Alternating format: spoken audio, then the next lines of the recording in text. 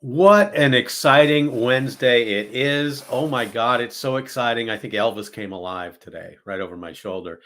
It's a fantastic day. Today we're talking speaking. If you are a speaker and or an entrepreneur that speaks and you would like to have people know more about what you do and have questions about that, come in with us right now at joinraylive.com. Join us live. We're here for you. Joinraylive.com. Let me make that a little bit bigger so you all can come in or on that. Joinraylive.com. We're out here live. There's one thing we have today that no other little LinkedIn Live has right now. Taylor Swift is not going to be here. But we do have the one, the only, most recently, Peyton Manning's opening act, a good friend of mine, the guru of speaking, speakingcpr.com. Welcome, my good friend, Michael Davis. Come on here. Come on in, Mike. You mentioned Elvis, man. He's everywhere. Elvis is everywhere. He still is. You know what would really impress me? If you had done a Taylor Swift impression, that would really have impressed me. I have no intention of kissing Travis Kelce. Well, you could do other things. Yeah. I could have worn red. I could have, but you see, I'm in Cincinnati, and we don't like Kansas City. Ah, that's true. That's true because the Taylors are going to tay. Absolutely. And unfortunately for the Bengals, the Chiefs are going to play on Super Bowl Sunday. But that's not why we're here today. We're here today to talk about all our lovely friends out there that speak and wish they were better. We got a couple comments in already. You can put here's Chad Betts. Michael is a great speaking coach. Hi, Chad. Chad, come on live if you got questions with us. A LinkedIn user says, hi, Ray and Mike. I'm guessing that might be Charlie because Charlie comes in as LinkedIn user several times on this thing, Charlie Posnick. Or L.I. Lee. It's Lee. Lee User is joining us. Lee User, L.I. Isn't of AI. It's L.I. It's right. the cousin of L.I. Very cool. No, this is going to be a great day.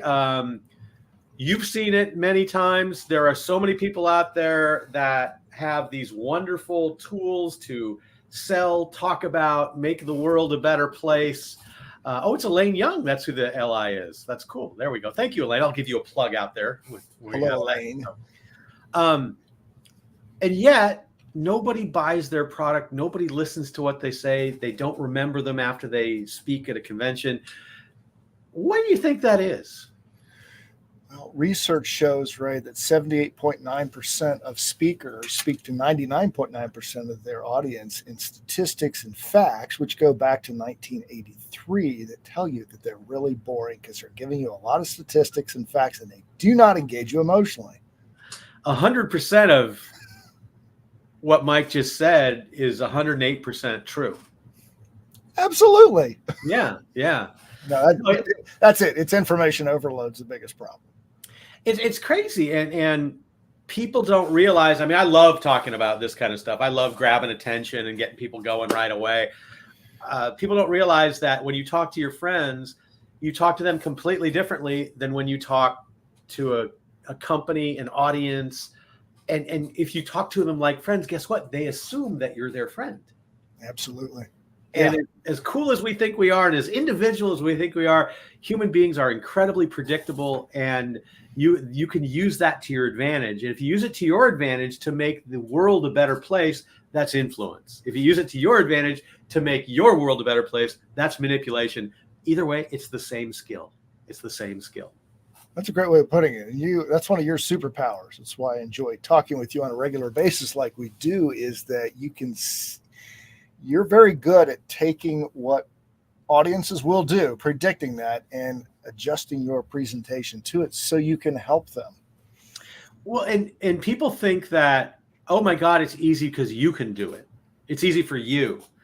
And guess how it became easy for me? About 50 years of practice in dealing with strangers in the most weird ways possible. But again, I used to wear a bucket on my head. I used to be that shy with that. And the best place to have started being really comfortable in front of people would have been when you were like 4 years old. But the second best day is today. And you will, it doesn't matter where you are. It's just, let's get better. Let's get better. Let's get better. Let's get better. Let's get better. You may never reach what you go, oh my God, that's amazing. But you get closer every single day. That's the key. I've watched people, one of my coaches went from being barely understandable when I first started talking to her to winning her district championship in Toastmasters.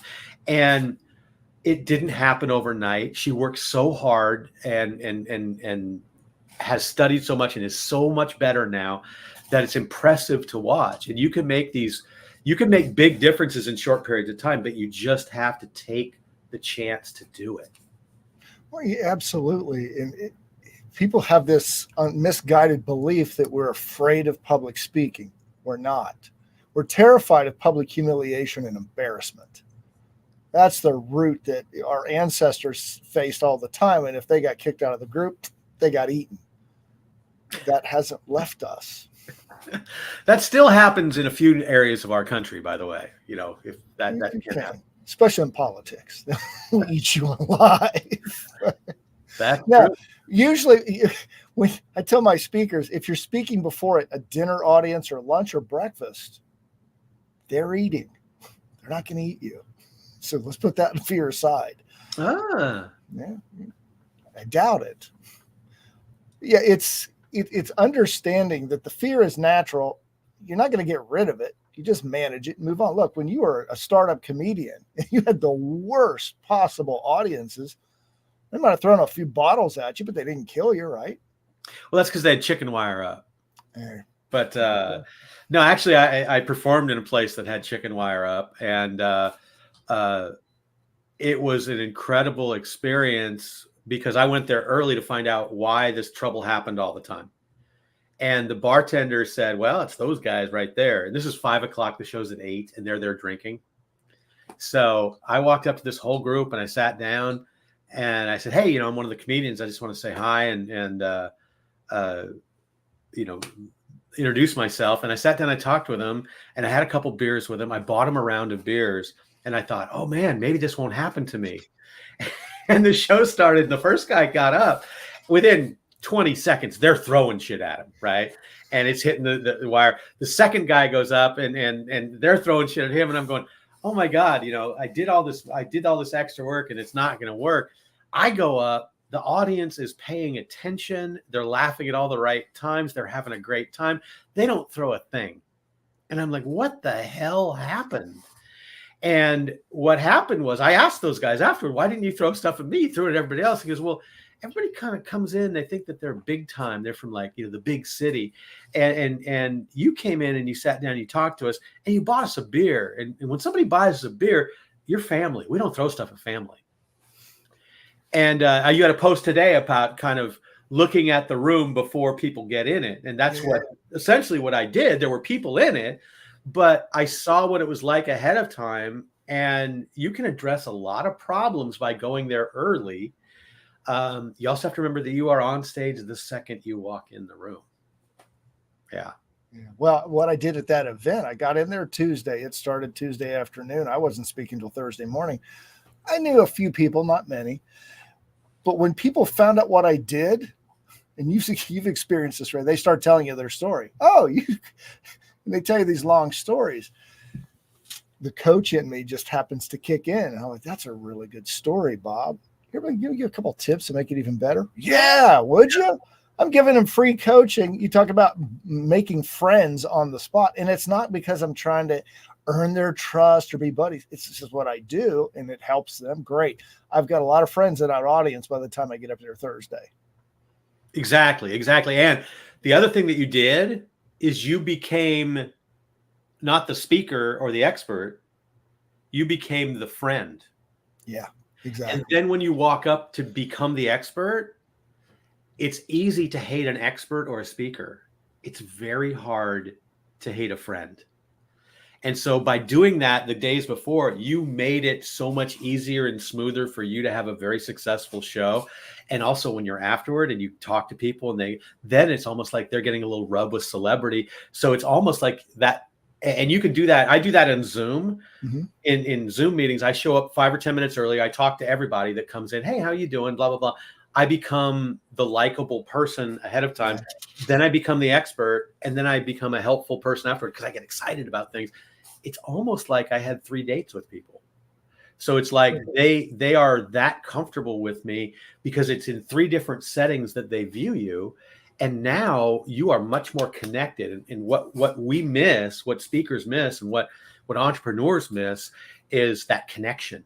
We don't get them going, oh my God, I would love to work with someone like you. You know, I don't care what you do. I want to work with someone like you. That's what sells more stuff than what your stuff does. Absolutely. And should we reveal the big secret on how I took that to the next level based on your recommendation? Certainly. Let's talk Peyton Manning here for a second. That's it. All right. If you're watching this live or the recording, Peyton Manning, if you don't know the name, is a famous National Football League Hall of Fame football player. Oh, by the way, Peyton, if you're watching today, send us a comment, say hi to Mike. You know, he'd be happy to do that. You know, I'll put your comment right up here. If you'd like to come in with us, join Ray live right here. Yeah, and I was the guy in row 7 that was laughing hardly at your jokes and waved at you when you looked in my direction, but you didn't wave back. It's me. Very cool. Anyway, Peyton's going to be the headliner at this event. And my presentation opens up day 3. It's the opening keynote. I'm going to talk about storytelling. When I get there, who do you think everybody's talking about? Peyton Manning. Peyton Manning. Peyton Manning. He kind of was on top. And every time they started the morning or the afternoon sessions, Peyton Manning. They were doing a countdown. Now, Ray, you had brilliantly given me a suggestion to open my speech. One single word. Now, if you don't know Peyton Manning, this won't mean anything to you, but the word is Omaha. The significance of that for this event for Peyton Manning, the connection is that was his most famous play call. Quarterbacks in the NFL will go to the line and they will look at the defense and they might change the play. Well, his way of doing that was the word Omaha. Anybody who knows Peyton Manning knows that. So I'm at the event and I get a good feel for how many football fans are in the room. It's going to be at least 2/3. There's almost 300 people in the room. So most of the people, 250 people, are going to know the significance of that when I walk out. What I didn't realize, but Ray did, is when I got at the event, I thought I could see that Peyton Manning was going to be top of mind the moment I got introduced because I was opening the day he'd be there. And it just so happens that the CEO of this organization, who's a great guy, but he's all excited about Peyton Manning. Right before he introduces me, he's like, only 2.5 hours till Peyton Manning. And I heard somebody in the audience, I was backstage, somebody in the audience said, Omaha. And I like, perfect. So clearly he's on their mind. I walk out, I look over the audience for a long time, and I yell, Omaha. The audience erupts in laughter and cheering. And then I said, if you don't know the significance of that with Peyton Manning, and then I explain it. And I say, I'm pretty sure I know what is on your mind. And I know what was on your mind this morning when you woke up. You probably thought, oh my gosh, I get to see Peyton Manning. I might get to meet Peyton Manning. Do you know why I know that? Because when I woke up this morning, I thought, oh my gosh, I get to meet Peyton Manning. I get to see Peyton Manning today. And then another voice said, wait a minute, you have to do the opening speech. Get refocused. That was all it took to wipe Peyton Manning out of their minds and get connected with me. So thank you again for that brilliant suggestion. It worked. It's about getting the attention on you because it's like, and a real life situation, because not everybody's going to get to open for Peyton Manning, right? Exactly. But a lot of us have to open for lunch. And when you go up there, they're not thinking about your speech. They're thinking about their lunch. And if you don't handle the elephant in the room, and you could get up and just start taking orders. Okay, let's talk about lunch. I know you're thinking about it. It's 35 minutes away. We need time to cook it, so let's take some orders right now. You could be the waiter. You could do anything just to bring the lunch in there. Now, the other thing about Peyton Manning's very, very successful. And when you say Omaha, right after you say Omaha, great things happen for you. I opened up for Dak Prescott. And when I went up, I went, yeah, here we go. And then everything fell apart because that's what happens for the Cowboys. Oh, yes. I just lost every Cowboy fan who was looking at this thing, but I had to go there. I had to go there. Well, you know, it's there. They make it easy. Yeah. Yeah. No, it was great. You talk about the elephant in the room. I've taught people that for years, but sometimes the elephant is a positive. And this was a huge elephant. And it's like, get it out of the way. And it worked. And they were there with me for the whole 45 minutes. By the way, we can take questions too if you got them. Anything's fair game in here. We're talking speaking. We're talking if you are a regular speaker and have regular speaking questions, if you are an entrepreneur that have speaking questions, sometimes those are very different. We can handle anything speaking to sell, speaking to communicate. We have experts here for you. The one and only Michael Davis. So good. I called them experts. So that's how good it is right there. Very cool. What do you think if you were going to give the average business person that sometimes has to lead a meeting, sometimes has to speak in front of investors, they're not a speaker, but if you gave them one piece of advice to make their life easier, what would that be? Stop overloading everybody with information. Okay. They don't need more information. I can get on this phone right here. I can get more information than you'll ever give me. Whoops. It's talking to me. Yeah. With the information, Mike. It's information. But I don't need more of that. What I need is your interpretation of it. Or I need you to open up a discussion so that we can talk about the information, how it applies to us. And that's a 1A. The 1B is demonstrate to me you understand the problem I'm going through. How do you do that? With a story. Yeah, people relate to stories. They understand. They've been there. They've done that. Anything that is a shared experience brings a smile to people's face, even if it's a bad shared experience. Because it's kind of like whoa, you too? Yeah. When I did it, and they usually try and come up with a worse experience than you've had with it as well. Exactly. But it goes to the point, and I know you and I both still see this with people when we're working with them. They think I don't have stories because I've done nothing newsworthy. And they're comparing themselves. You know, our friend Darren LaCroix, I always remember this. He said when he started in comedy, he was comparing himself to Seinfeld, who was the hottest comedian on the planet at the time. When he went to an open mic night, he looked at the other open mic people and said, well, I can do that. That sucks. Yeah. Don't compare yourself to the Les Browns and Tony Robbins of the world because you're not them. They're them. Just go up there, be yourself, and keep working the craft. Yeah, get better. Yeah. I don't care where you are, get better. And don't worry. One of my pet peeves is people talk about their weaknesses, right? Yeah. And I don't believe that anybody has weaknesses. I believe that what you perceive to be a weakness is basically your strength on steroids. For example, I'm kind of creative and I tie things together from different parts of the universe. Would it be hard to imagine me maybe not being the most organized person on the planet? No, that's exactly why I can do all the things that people go, wow, you can do that. That's amazing. It's precisely why, oh, we sent that to you yesterday. Didn't you get it? No, but it's if I change that, then I change my strengths and you just learn to embrace your strengths, find what it is that isn't going well for you and have somebody else do it for you. That's the best thing. Well, that's it. That's the best leaders in the world. They are great at delegating and being able to look in the mirror and say, I don't do that well. I'm going through that right now. There's a couple other skills I've been spending too much time on. I got to give to an assistant. Got a good question in the chat box, Ray. Right there. This one? Yes. I believe from Elaine Young.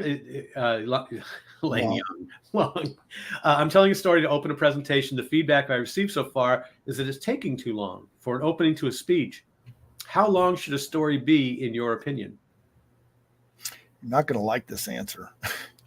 One of my favorite responses to this is the story is as long as it should be and no longer.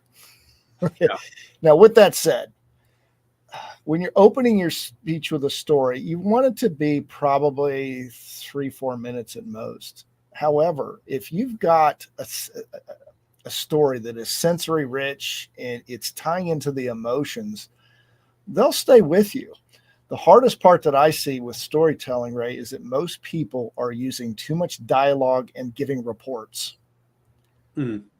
They're not getting to the emotion fast enough, which ties into the whole storytelling framework that I use that sets up the story very quick in 30 seconds. And then I'm diving into the emotion, the conflict, and getting it going, which is where people can relate to the story and say, okay, where's this going? I'm curious. You always talk about the lean in factor.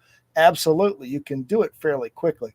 But that's the biggest challenge I see is way too much setup. Give us 3 or 4 details and let's get into it. And if you do that, they'll stay with you for 4 or 5 minutes. So another kind of similar way to kind of look at things, we'll give them a couple different perspectives on the same. Sure. Your story is much like the subject line of your email. And if you don't have right away curiosity, relevance, and specificity that makes you go, ooh, okay, where are we going? Where are we going? So, for example, what doesn't create that? Good morning. It's so lovely to be in front of all you people today. If Mike had came out and said, good morning, everybody at this event in Denver. I'd love so much to be here. Omaha! It never would have worked. Nope. Right? You've got to hit them right away and create that curiosity. The 2 other things that I see that really screw up an opening, I call it turn 8 into 3, and it kind of comes from Seinfeld. He said, if I can, I think he used 8 into 5, but he said, if I can take a joke that's 8 words long and make it 5, and it takes me 3 hours to do it, it was worth it. Mm-hmm. I tell people, take whatever it is that you're about to tell me in 8 words and say it in 3. And you can usually do that. The other thing is taking your sentences and rearranging them so the most important concept ends the sentence. Yeah, punch words. And you find out if you do those 2 things, what that 4-minute story becomes 2. True. And it's the easiest thing in the world to do. And I can show, Elaine and I are supposed to talk soon here. So I can show you that too. But she got another question. How about specifically for Toastmasters 5 to 7 minute inspirational speech? Well, I want to go back, and we can answer that, but I'm going to go back to what you said. Okay. My framework, I'll give you a quick example of it. And this is a story I tell about the night I discovered quite accidentally the real power of storytelling. It's 2008. I'm a financial planner, and I'm giving a retirement planning workshop to a group of 48 successful businesswomen. I'm 5 minutes into my standard opening, got the slides telling people about me and my company. And without warning, a woman in the back of the room says, hey, what's your deal? What are you here to sell us? Excuse me? Now, that's pretty good. However, with your idea, Ray, I've taken that line and I now open the story with that. Then I circle back. So now I come out and I say, Michael, what's your deal? What are you here to sell us? That question came out of nowhere. 5 minutes earlier, I had just started my presentation. I'm a financial planner. It's 2008, and I'm doing the set, but I've gotten their attention because they don't expect that. And it's so, again, me come up with analogies on everything. You start the speech when the bug hits the windshield. You don't talk about how the flight the bug took to get to the windshield. Right. When you see the guts and the glory of the bug, that's where the story begins, basically. And appreciate that visual, by the way. Yeah, thank you. Little wing. There's always that little wing that gets stuck up there, waving a little bit in there. You can't get the thing off no matter how hard you try. But it's a shared experience, something they can relive. And Craig has a great phrase for don't retell it, relive it. Yeah. And those are the things that make it memorable. Now, in a Toastmaster speech, it really depends on the story and how everything ties together. You don't have free time in 5 to 7 minutes. So you've got to hit home. You got to hit home hard. And I want to be leaning in right away going, wow, okay, where's this going? Where's this going? That's what I Yeah. want to know too. But you can still do the standard setup, give us the everyday life, then the inciting incident that takes you out of your comfortable life into the conflict. And again, one of the challenges I see with a lot of Toastmasters is people report their feelings or they just get in reporter mode. So can you give an example of that so people can, because people go like, you'll say that and people go, okay, I get it. But then they keep on saying it. So if you say something right here, they go, oh, that's exactly what I was going to say. Yeah. Well, that opening that I just told you, it really happened that way. A woman said, hey, what's your deal? What are you trying to sell us? I was caught off guard and stunned. That's reporting it versus, hey, Michael, what's your deal? What are you trying to sell us? Excuse me. I don't understand. What do you mean? What's my deal? It's the reaction. Let us feel the reaction. Let us see it, because then we'll feel it more with you in the moment. Get us there. Yeah. Take us into the scene. We want you feeling like you're sitting right there watching the scene with us. I mean, I joked with Ray about the bug, but did you not see the bug hit the windshield? Yeah. Like, right there in the car with you. And I had one of my most successful presentations ever was in front of a group of attorneys. And I had to tell them how to get their stories interesting. And I knew I had maybe, because it was a lunch and learn, so they didn't want to be there. Right. And they believe that they speak well. And so I started it with, I let it be uncomfortable. I was silent enough to be uncomfortable. And then I said, have you ever been seduced? And then I shut up.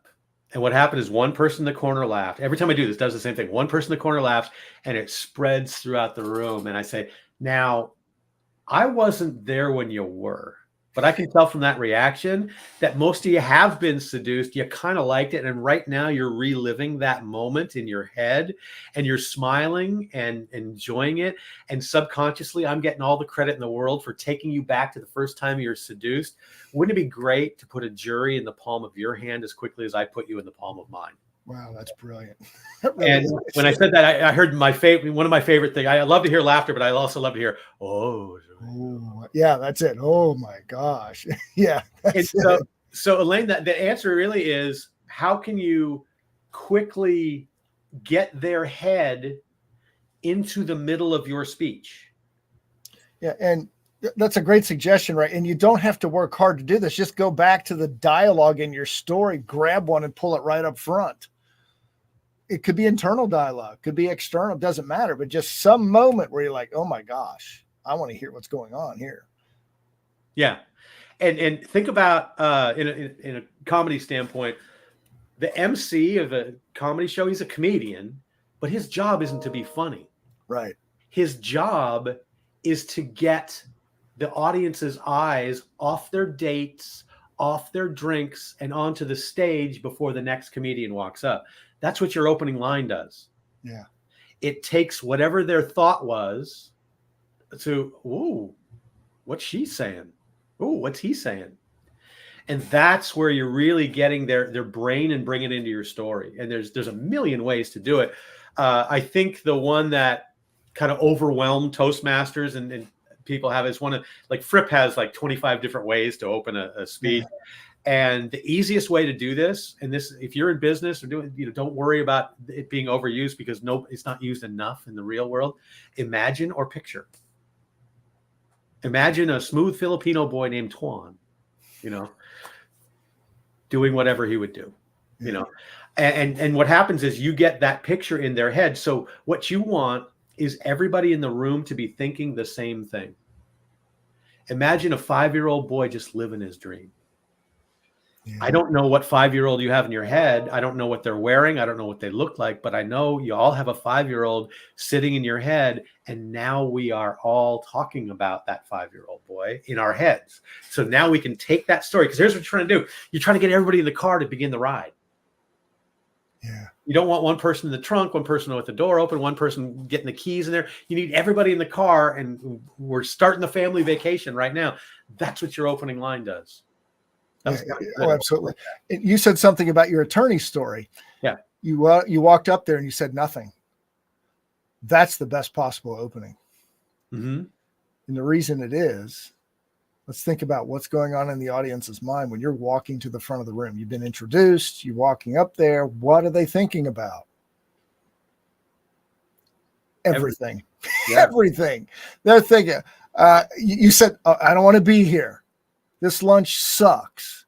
Oh my God, what time's that cake? Oh, I got to go talk to the judge. I mean, it's everything possible is in their minds. So when you stand to the front, get to the front of the room, what are they expecting? Before the introducer sits down, they expect you to start talking. So when you stand up there,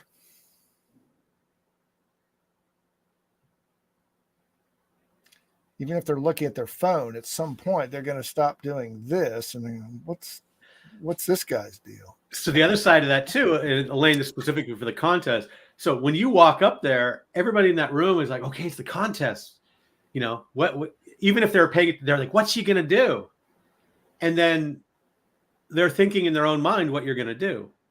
If you stay silent that extra time, then they, oh my God, did she forget everything? Yes. Then they start getting worried for you. So now they're concerned about you, which is not a bad place to have an audience with.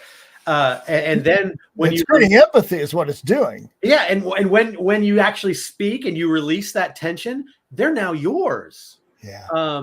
Example from stand-up world. There was a guy named Chris Crazy Legs Fonseca, who was a comedian in a wheelchair.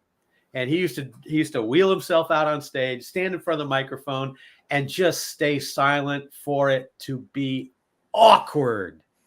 And then he smiled and he said, don't y'all know it's impolite to stare at the handicap? And talk about removing the elephant in the room. Yeah.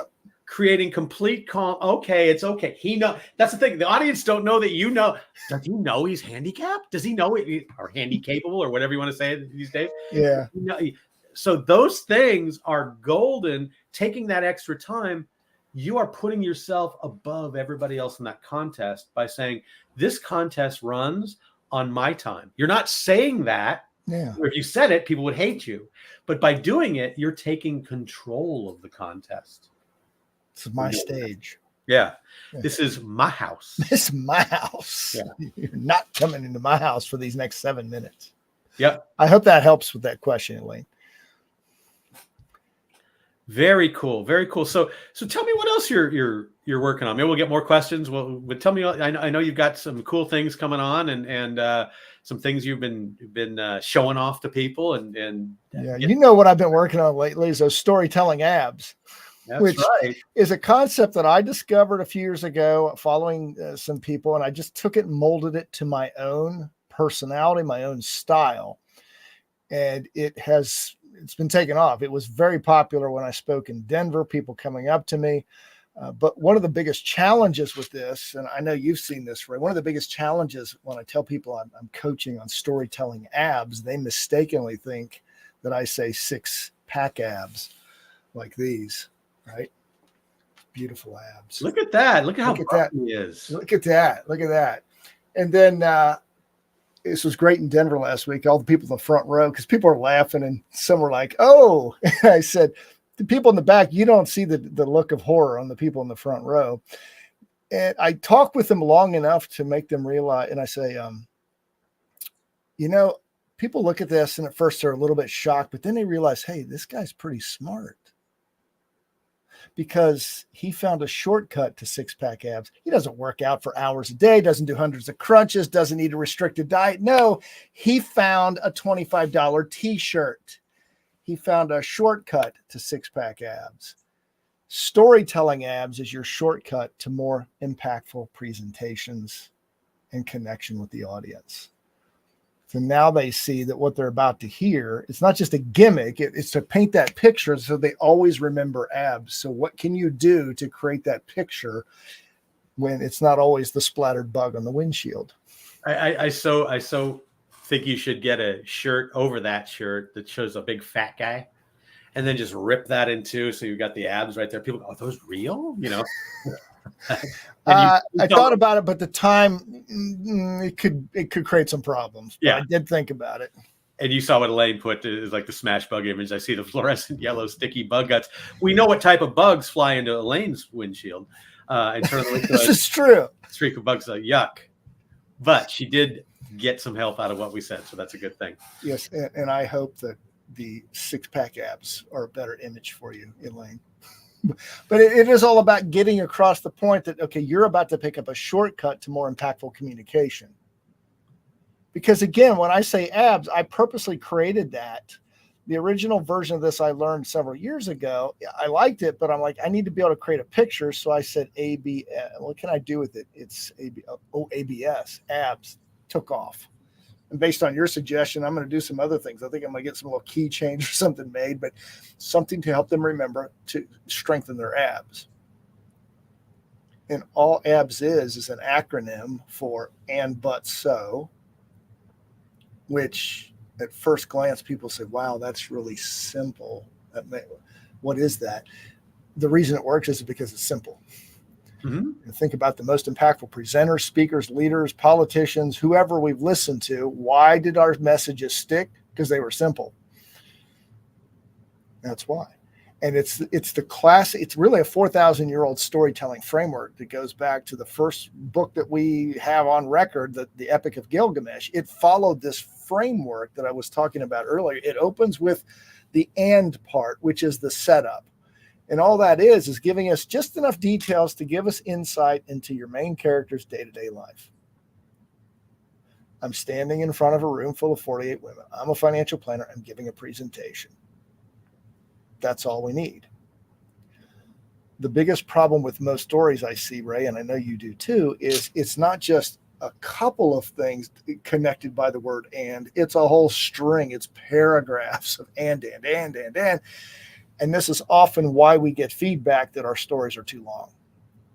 We're giving too much fact, and we're not getting into the most critical part of the story, which is what I call the but. Now, I say but, you could use yet, however. On the other hand, something that takes the story in a new direction. I just like because it begins with B, and it makes my acronym work better. But I contend in storytelling, but is the most important word in the language, because it creates that, oh my gosh, where's this going? I'm giving my presentation. I'm going along fine, just as I've done 100 times before. But then a woman yells, hey, what's your deal? What are you trying to sell us? Grabs, I like big butt. Yeah. Could you say that in the middle? What are you trying to sell? I like big butts, and I'm here to say. I'm here to be with you every single day. Yes. No, well, I do have that in the line and in the presentation, depending on the audience. Sometimes I'm like, I got to go there with this audience, but I contend every story needs a great big butt, because without it, you got no emotional engagement. And where does our so come in? So is the resolution. Right. The classic story formula is we've got the everyday life, and it also includes the aspiration of the main character. If I do this, I'm going to succeed at a high level. But then here comes the problem. I can't overcome it. Let's bring in the guru, the guide, whatever you want to call it, who provides the wisdom. And the so is the resolution. And that's a critical part, because imagine you're watching a movie, a sporting event on your device, and all of a sudden power goes out right at the critical moment and you don't see the end. That's pretty frustrating. You know, back in the days when you and I were growing up, Ray, watching baseball on TV, this reminds me when Hank Aaron broke Babe Ruth's all-time record. I missed the home run that tied it and the one that broke it, because both of our TVs went out for a week back in April of '74. It took me years to be able to see that home run, and I was a huge baseball fan. So that's a frustration. It's like, what happened? I wanted to see it. We've got to include that in our stories. What was the final result that we saw the main character overcome the problem, and how is their life better because of that? Because ultimately, that's where we sell our product, service, or ideas. When we show this character has gone through this big challenge, they've transformed, their life is better. If that's what the audience also wants, you've made the sale. It's the when Harry met Sally moment. I'll have what she's having. I know what she's having. Yeah. That's exactly what they're buying, is that end result. I know you and I preach this all the time to people. What's the result? Quit giving us the recipe. We want to know what it's going to taste like. What's the end result? So I can enjoy that too. Yeah. Nobody cares that you're using 73% cacao powder. They want the thing to taste good. Yeah. And how is your story tasting? Right? What's the leftover taste in your mouth that you are hearing? Oh yeah, I was thinking about the same thing. Elaine had something about the Heidi. Yes, the Heidi game. Yep. I remember that. And it's you're there, you're watching it, and all of a sudden it's not there. Now, the other thing that I'm gonna bring this back in there, because I think this is an important part of what we do, because what we're doing, we are selling a shorter trip than our long journey it took to be able to do all these things. And one of the things that gets all of us is when we get distracted. Mm-hmm. When something a speaker says, something anybody says, distraction. I'm going to give an example of something that you use, because you lost me for 5 seconds. It happens. And you said the original book that we all read, the Epic of Gilgamesh, whatever it was, something like that, right? Yeah. I sit there going, what? I was trying to figure out what book you were referring to. And then I'm going, what the hell is that book? I've never heard of that before. So I started thinking about that. And all of a sudden you were off on some other thing, and you'd already lost me. Yeah. So when you are, and our friend Jeff Rogers is watching, he's like, cacao powder is explosively good, which but Jeff uses great vocabulary, and it's so good that it will take you away, like Calgon takes you away, and it'll distract you into, what does that word mean? And it just distracts me. His not his vocabulary, because his vocabulary is good. Mine is very simple, words of one sound, very, very simple, sing like Elvis, words of one sound. And you have to be careful when you're presenting to people that you're trying to sell something, even if it's an idea, like with a Toastmaster speech, or even if it's your services. Once you lose their train of thought, it's impossible to get it back on track right where you were at the moment. True. It's a really good point. And it's so funny, because when I said that, going back 4,000 years of that book, I asked in my head, I'm thinking, why did I just say that? We do it as experienced presenters. It's like, when you just made a mistake. It's like, I got to get this back on track. Yeah, you don't need that. It's like, no. Is this making my story better? No. Right. But we still do it. Yeah. It's like you want to dig as big a hole as you can get before you start climbing out. But what's so important, because you brought it up and pointed it out. I've debated sometimes using that. Now I know I should never include that in that presentation, because it's a distraction. I would suggest anything that makes you feel that you think that you're smart is something you should leave out of your presentation. And here's why. People do this. They do all the time. I used to watch people talk in initials all the time. And when you talk in initials, you're trying to show, well, I'm with the hip crowd. I know the people. I know the little things. And what you do is you lose the people in your audience that don't know the hip crowd stuff. And they're never going to tell you that. And they're never going to come back. I watched a guy lose 3 people by referring to Q3 in a speech. And the first guy, he said, in Q3, we're going to do this. The first person sitting next to me turned to his friend and said, what's Q3? And he thought, he goes, I think it means the third quarter. So those are 2 people that he just lost for the next 3 seconds. Yeah. So let's celebrate those 2 that we lost with some balloons. And then he lost the third one, which was me, because I started thinking, oh my God, somehow that's going in a speech somewhere of mine, because he just lost people by using jargon, using slang. We also do it by losing with references. We all kid about each other about how old the references are that we'll use sometimes. And that's right. If we use something that 20-year-old people don't understand, they're not going to listen to us, because we're talking about somebody they don't know. Yeah. Have to be considerate of that. And it's better to leave it out than it is to roll the dice, unless if I know a group like Toastmasters, the average age in the Toastmaster, I lower the average age in a room when I walk into a Toastmasters club. So if I'm using an old reference, I will feel good about using it in Toastmasters. But if I don't know it, I will leave it out, or I'll try and take something in between. I'll look up what is similar to this. We get in our own comfort zone, and we need to make it the audience's comfort zone, not our comfort zone. Well, with your Omaha recommendation, I went to the event and I polled and I said, how many people do you think are NFL fans? I knew I had to address those people in the room who weren't, or else I'd have lost them for 45 minutes. Yeah. With my first word. But by addressing it, I got them all in and off we went. Omaha! Yeah, that was it. Yeah, here we go. Falls apart.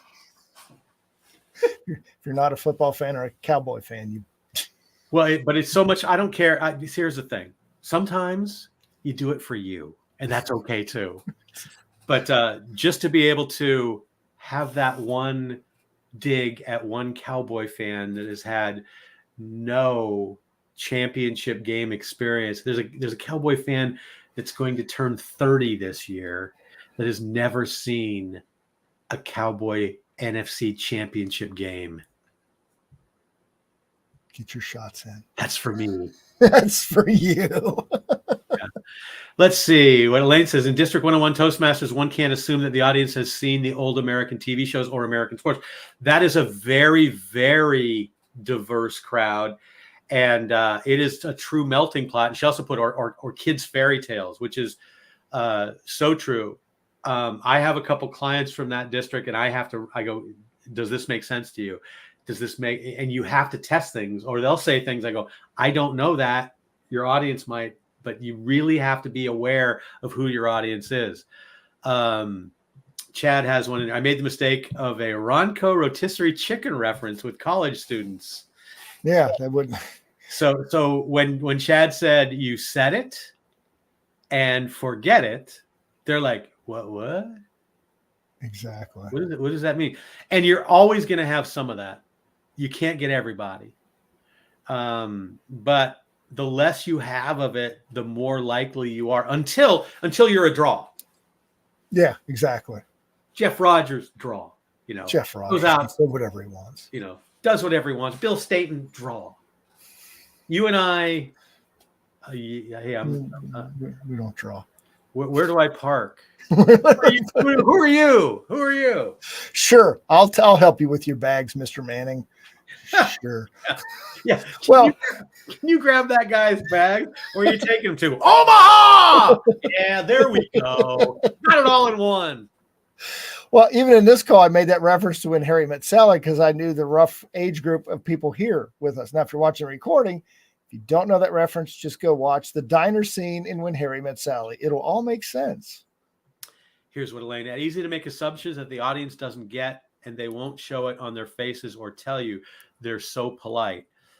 Great point here that I'm going to expand a little bit on, Elaine, because one of the things that I want all speakers to do, those that I work with, those that I don't work with, you've got to test things out, and you don't have enough audiences to test everything out.